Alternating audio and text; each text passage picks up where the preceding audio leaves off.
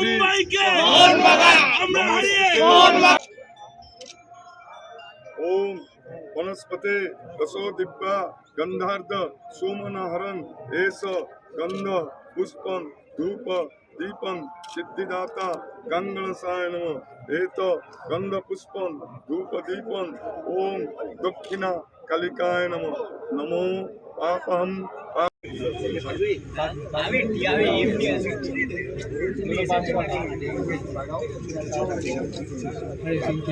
সবার আগে যেটা ব্যাপার হচ্ছে এবার মানে বার পুজোর পরের দিনই সব থেকে ইম্পর্টেন্ট ম্যাচ, সেই জায়গা থেকে ফিলিংসের দিক থেকে কি আপনাদের কাছে এটা আজকের দিনটা একটু আলাদা? না দেখো, বার পুজোয় তোমার মনে আছে কিনা জানি না, আমাদের এই 14-15 এপ্রিল বছর বছর ধরে এটা খুব ক্রিটিক্যাল জায়গায় থাকে। আমরা যখন চার্চিলকেও হারিয়েছিলাম সেটাও 15 এপ্রিল ছিল, যেটা আমরা ড্র করলে। হ্যাঁ, তো এরকম বার পুজোর দিন এখানেও হয়েছে। বার পুজো করে আমরা মাঠে গেছি, খেলা ছিল, আমরা জিতেছি। তো বার পুজো দেখুন, মোহনবাগান এমনই একটা ক্লাব না, তাদের প্রত্যেক ম্যাচে ক্রিটিক্যাল। কেন, সে যেই খেলুক তারা চেষ্টা করে মোহনবাগানের সামনে ভালো খেলা তুলে দেবে। সে মুম্বাই যখন খেলছে বা 10 নম্বর থাকা দল, আর এই চেন্নাই, আমার মনে হয় চেন্নাই তাদের পুরো আইএসএলের সেরা ম্যাচ খেলেছে মোহনবাগানের।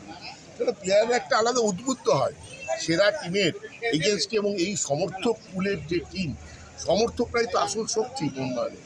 সেই কুলের টিমের এগেনস্টে ভালো খেলার একটা আপ্রাণ চেষ্টা থাকে প্রত্যেক প্লেয়ারের, সেটা যে ক্লাবই খেলুক। তো সেইটা একটা ক্রিটিক্যাল ম্যাচ সবগুলোই। তবে কালকেরটা definitely one of the most critical match আমি মনে করি যে আমরা কয়েক বছরের মধ্যে খেলতে চলেছি।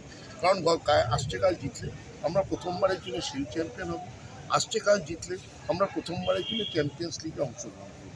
তো দুটোই আমার মনে হয় মোহনবাগানের জন্য একটা বড় প্রাপ্তি। মোহনবাগান বিশেষ এই মুহূর্তে বাংলার জন্য মানে একমাত্র প্রতিনিধি, মানে এই জায়গাটাকে কিভাবে দেখছেন এবং কতটা বাড়তি দায়িত্ব পড়ে যায়? লাস্ট 4 বছর ধরে আমরা দায়িত্ব নিয়ে আসছি, লাস্ট 4 বছর ধরে দায়িত্ব নিয়ে আসছি। এবারে আমি অভিনন্দন জানাবো মোহামেডানকে, তারা আই লিগ চ্যাম্পিয়ন হয়ে আইএসএলে এসছে।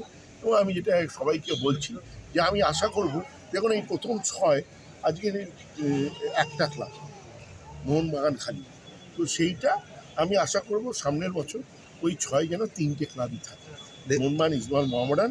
তাহলে কিন্তু বাংলার ফুটবল সত্যিকারের এগোবে, এবং বাংলার এই যে সমর্থক কুল, 3টে ক্লাবেরই সমর্থক কুল আনন্দ পাবে এবং সত্যি তারা গর্ববোধ করবে। এবং যেটা প্রশ্ন আসছেই আর কি, যে একটা কন্ট্রোভার্সি তৈরি হয়েছিল ইনভিটেশন কার্ডটা নিয়ে, আপনি যদি একটু ক্লিয়ার করেন। না, আপনারা ওটা পড়েননি ভালো করে। এভাবে 2 বার পড়াশোনা করলে আপনারা বুঝে যেতেন। কখনো তো এত মূর্খ আমাদের নিশ্চয়ই কর্মসমিতি নয় যে 3 বছর বার পুজো হচ্ছে লিখবে। এটা হচ্ছে এই সাংস্কৃতিক অনুষ্ঠান, যেটা সেটা গত 2 বছর শুরু হয়েছে, এটা আগে কোনোদিন ছিল না। সেই জন্যই লেখা হয়েছে যে দেখবেন অনুষ্ঠান, এটা বার পুজো আলাদা। বার পুজো তো 125 বছর ধরে চলছে, কিন্তু বার পুজোর সঙ্গে আমরা এই অনুষ্ঠানটাকে জুড়েছি একটা সুন্দর সাংস্কৃতিক একটা এনভায়রনমেন্ট তৈরি করার জন্য। এবং ময়দানে এই যে কালচারটা এলে, দেখুন আপনি এত লোক আসছে, আমরা আমাদের এখানে যেভাবে, আমি বলছি না খাওয়া দাওয়া, এটা একটা খাওয়া দাওয়াটা আমাদের ঘটিদের না, মনমানিদের, এটা হচ্ছে একটা খাওয়া দাওয়া ছাড়া আমাদের কোনো অনুষ্ঠানই সেই যত ভালোই গান হোক না কেন, অভিজিৎ আর শ্রেয়া ঘোষাল গান গাইতে আলো, আমরা বলবো আগে খাওয়াটা কী আছে রে, বিরিয়ানি আছে?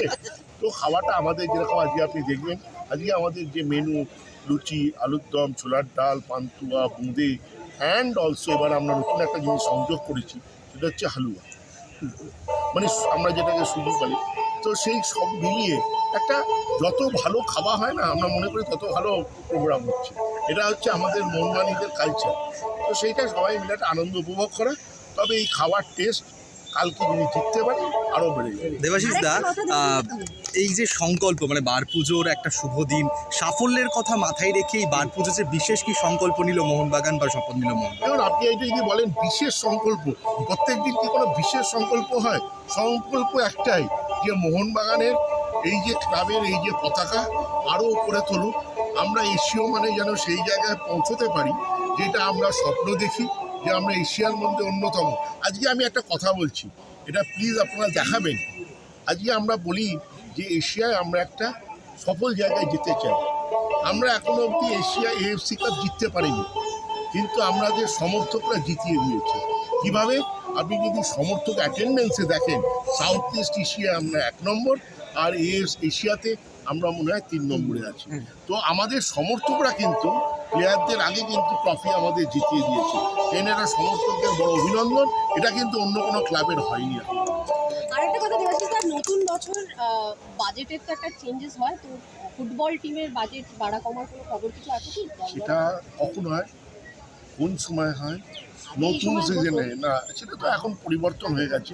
এখন আইএসএল শেষ হবে, আইএসএল শেষের পর। আর আমাদের বাজেট নিয়ে আমাদের যে মিস্টার গোয়েঙ্কা আছেন, আমরা তার কাছে কৃতজ্ঞ, কারণ তিনি ওই একটা দিক বলেন ভাবার দরকার। দেবাশিস দা, হাবাস সুস্থ হয়ে গেছে, এটা কি একটা দলের জন্য প্লাস পয়েন্ট? ডেফিনেটলি হাবাসের সুস্থতা ইজ ভেরি ইম্পর্টেন্ট, এবং আমি আগেও বলেছি যে হাবাসের যদি বেঞ্চে থাকে, হাবাস অন্যতম সফল কোচ আপনি দেখেন আইএসএলে, তাহলে হাবাসের থাকাটা আমাদের কাছে একটা বড় কথা। অসংখ্য ধন্যবাদ দেবাশিস।